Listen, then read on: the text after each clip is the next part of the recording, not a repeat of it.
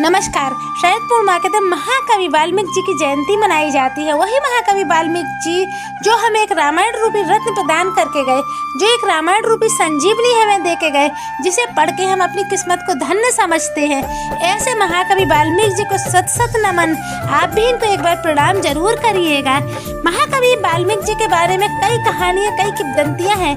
कोई कहता है डाकू थे, कोई कहता है शुद्ध परिवार में जन्मे थे, पर ऐसा नहीं है।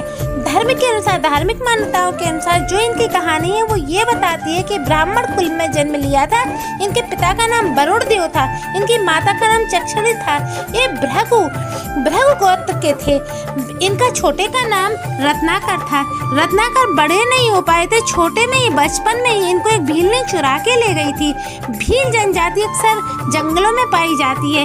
ये लूटपाट करके ही अपना जीवन यापन करते हैं। ये भील परिवार में बड़े होने के कारण लूटपाट करने लगे, पर इनकी किस्मत में कुछ अलग ही लिखा था, उनके नसीब में कुछ अलग ही लिखा था। एक बार नारद मुनि वहां से होकर निकले। इन्होंने नारद मुनि को बांध लिया, लूटपाट कर ली, नारद मुनि को मारने लगे। तब नारद मुनि ने कहा, आप क्या ये जो कार्य कर रहे हैं इसमें आपके घर वाले शामिल हैं? क्या आपके घर वाले सहयोगी हैं? तब नारद मुनि से रत्नाकर ने कहा, हाँ, जब मैं जो भी धन अर्जित करता हूँ, घर ले जाता हूँ, तो घर वाले भी सहयोगी होंगे।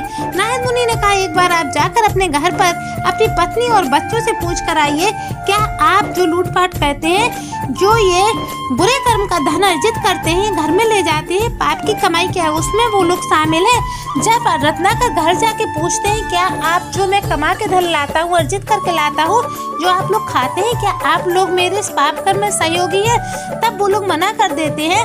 नारद मुनि के पास रत्नाकर आते हैं, उनके पैरों में गिर जाते हैं और कहते हैं, प्रभु, वो लोग इस कार्य में शामिल नहीं है। तब रत्नाकर को नारद मुनि ज्ञान देते हैं कि अब आप ये सब छोड़कर राम राम का जाप करिए। रत्नाकर राम राम का जाप करते हैं और घने जंगलों में निकल जाते हैं। घने जंगलों में रत्नाकर समाधि लगा के बैठ जाते हैं। इनके ऊपर इतना ज्यादा मिट्टियों का बामी मिट्टी की बामी जो होती है वो बन जाती है इनके सर के ऊपर। जब ये बामी फोड़ के कई हजार साल बाद निकलते हैं तो इन्हें सत्य का ज्ञान हो जाता है। तब इनका नाम वाल्मीकि पड़ा। बामी जो होती है उसी से नाम इनका वाल्मीकि पड़ा। जब वाल्मीकि को ज्ञान की प्राप्ति हो गई तब एक बार क्रोच पक्षी प्रेम विहार कर रहे थे। एक शिकारी ने उनको दोनों को मार दिया। जैसे ही इन्हें देखा कि क्रोच पक्षी मारा गया तो इनके मुंह से शिकारी को अभिशाप निकला। वो एक संस्कृत का श्लोक था। संस्कृत का श्लोक जब वाल्मीकि ने खुद ही सुना अपने कानों से तो अचंभित हो गए। इतने में ही ब्रह्मा जी आके इनके सामने प्रकट हो जाते हैं और कहते हैं, इसमें कोई अचंभा करने वाली बात नहीं है, ये रामायण का पहला श्लोक है जो आपके मुंह से निकला है। अब आप राम के जीवन की रचना करेंगे, आप रामायण लिखेंगे।